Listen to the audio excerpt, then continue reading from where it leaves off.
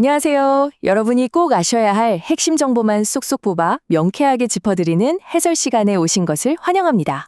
오늘 주제, 정말 많이들 궁금해하시는 내용이죠.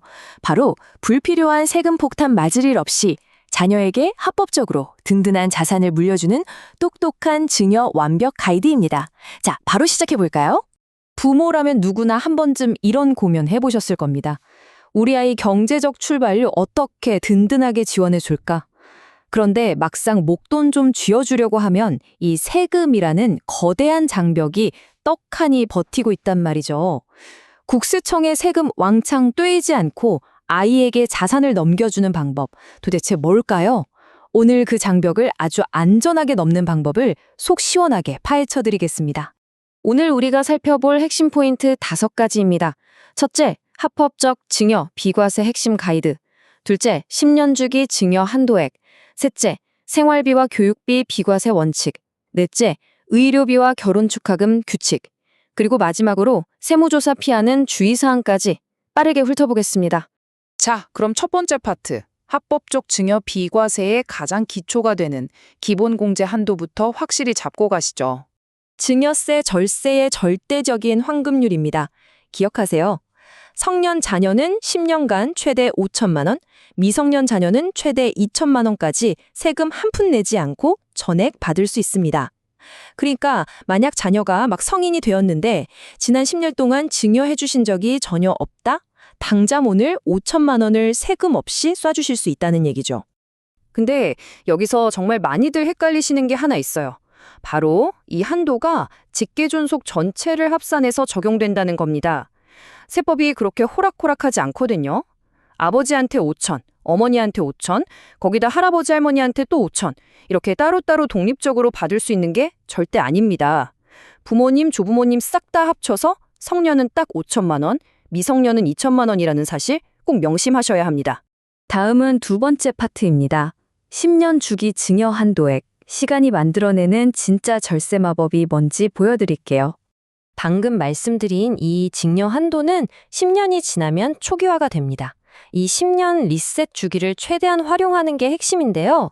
자, 태어나자마자 0살에 2천만 원, 10살에 또 2천만 원, 그리고 성인이 되는 20살에 5천만 원, 30살에 5천만 원, 이렇게 10년마다 딱딱 끊어서 증여를 해주면요. 아이가 30살이 됐을 때 무려 1억 4천만 원이라는 큰 돈을 완전히 합법적으로 세금 하나 없이 쥐어줄 수 있습니다. 엄청나죠? 그런데 진짜 마법은 바로 여기서부터입니다. 바로 복리의 힘인데요.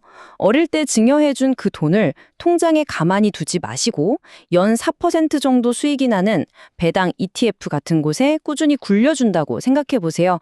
단순 원금 1억 4천만 원이 자녀가 30살 생일을 맞을 때쯤엔 대략 2억 3천만 원에서 2억 4천만 원까지 불어나게 됩니다. 이게 바로 시간이 만들어주는 놀라운 자산 증식이죠. 난 공제 한도보다 좀 더 주고 싶은데? 하시는 분들도 계실 거예요. 그럴 땐 증여세 최저세율이 딱 10%라는 걸 기억하시면 됩니다. 비과세 한도를 초과하더라도 그 초과분부터 1억 원까지는 세금이 10%밖에 안 붙거든요. 그러니까 이 구간들을 현명하게 잘 활용하시면 5억 원이 넘는 큰 부를 넘겨주면서도 내 세금은 대략 4천만 원 수준으로 싹 방어할 수 있습니다. 꽤 괜찮은 딜이죠?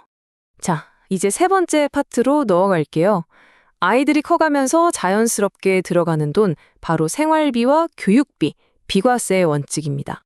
기본적으로 자녀가 아직 돈을 못 번다면 부모가 대주는 월세나 기숙사비, 통상적인 용돈 같은 건 전부 비과세 대상입니다. 하지만 여기서 아주 중요한 조건이 하나 붙어요. 반드시 실제 생활비 성격이어야 한다는 겁니다. 생활비 하라고 넉넉히 준 돈을 아이가 안 쓰고 예적금 통장에 차곡차곡 모아서 재산을 불려버린다?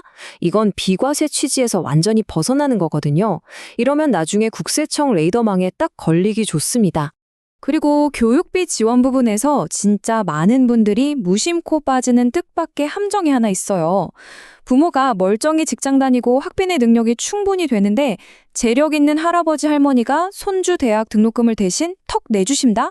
놀랍게도 국세청은 이걸 바로 증여로 보고 손주에게 세금을 부과합니다. 왜냐하면 부양 능력 있는 부모를 건너뛴 조부모의 지원은 명백한 세금 부과 대상이기 때문이죠. 꼭 주의하셔야 합니다. 네 번째 파트입니다. 자녀가 훌쩍 커서 성인이 되었을 때 마주하는 큰 이벤트들이죠. 의료비와 결혼 축하금, 규칙 알아볼까요? 자녀의 병원비나 큰 검사비, 치료비는 부모가 대신 내줘도 전면 비과세입니다. 이건 걱정 안 하셔도 돼요. 근데 여기서 아주 확실한 꿀팁 하나 드릴게요. 그 큰 돈을 자녀 통장으로 먼저 쏴주기보다는 부모님이 직접 병원이나 의료기관에 수납하고 송금 내역을 남겨두는 게 가장 깔끔하고 안전한 방법입니다. 오해의 소지를 아예 원천 차단하는 거죠. 자, 이제 다들 골치 아파하시는 결혼식 축의금 얘기 좀 해볼까요? 그 엄청난 현금, 도대체 누구 돈일까요?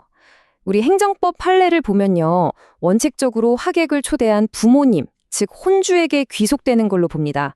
결혼비용 메꾸라고 주는 돈으로 해석하거든요. 그래서 신혼부부 본인들의 지인이 직접 낸 돈이라는 게 아주 명확하게 증명되지 않는 이상 그 수천만 원의 현금을 자녀가 덥석 다 챙겨갔다간 나중에 증여로 간주될 위험이 아주 큽니다. 그럼 순수한 축하금은 얼마까지 괜찮냐고요? 사실 세법에 얼마까지 무조건 오케이 이렇게 딱 정해진 한도는 없습니다. 사회통념상 인정되는 선이라는 게 각자의 지위나 소득 수준에 따라 다르니까요. 다만 참고할 만한 기준이 하나 있다면 20년도 더 된 과거 유명한 판례 중에 할아버지가 외손자한테 준 결혼 축하금 400만 원 정도는 세금 없이 인정해준 사례가 있습니다. 그렇다고 물가도 많이 올랐으니 지금은 한 1,000만 원, 1억 원도 괜찮겠지? 하고 섣불리 판단하시면 절대 안 되겠죠? 자, 드디어 마지막 5번째 파트입니다. 지금까지 배운 걸 어떻게 하면 국세청 조사 없이 가장 안전하게 실행할 수 있을지 세무조사 피하는 주의사항을 짚어보겠습니다.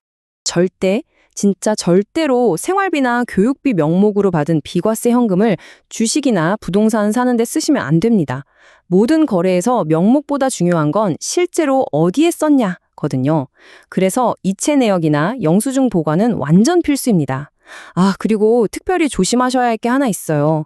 2살짜리 아이 계좌에 2천만 원 넣어줬는데 거기서 막 현란한 단타 매매가 일어나서 수익이 수억 원으로 불어났다? 국세청 바보 아닙니다.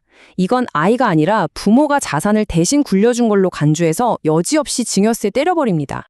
그래서 우리 아이를 위한 가장 확실하고 안전한 투자 정석, 단계별로 딱 알려드릴게요. 첫째, 일단 자녀 명의 계좌로 현금을 이체합니다. 둘째, 그 금액에 대해 국세청에 정식으로 증여세 신고를 마칩니다.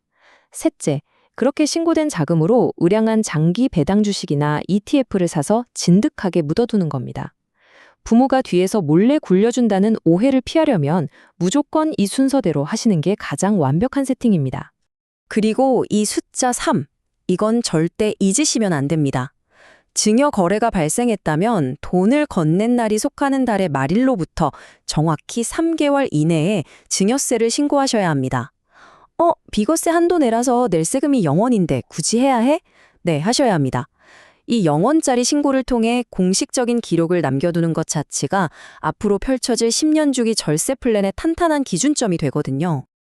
자, 오늘 해설의 가장 중요한 결론입니다. 자녀에게 돈을 건네는 건 그저 시작일 뿐입니다.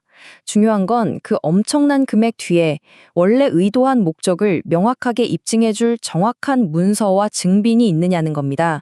세금 없는 진짜 합법적인 부의 이전은 부모의 단순한 재력이 아니라 치밀한 계획과 철저한 기록에서 완성됩니다. 10년이라는 절세의 골든타임, 지금 이 순간에도 째깍째깍 흘러가고 있습니다.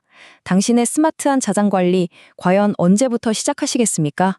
지금까지 핵심 요약 해설이었습니다. 감사합니다.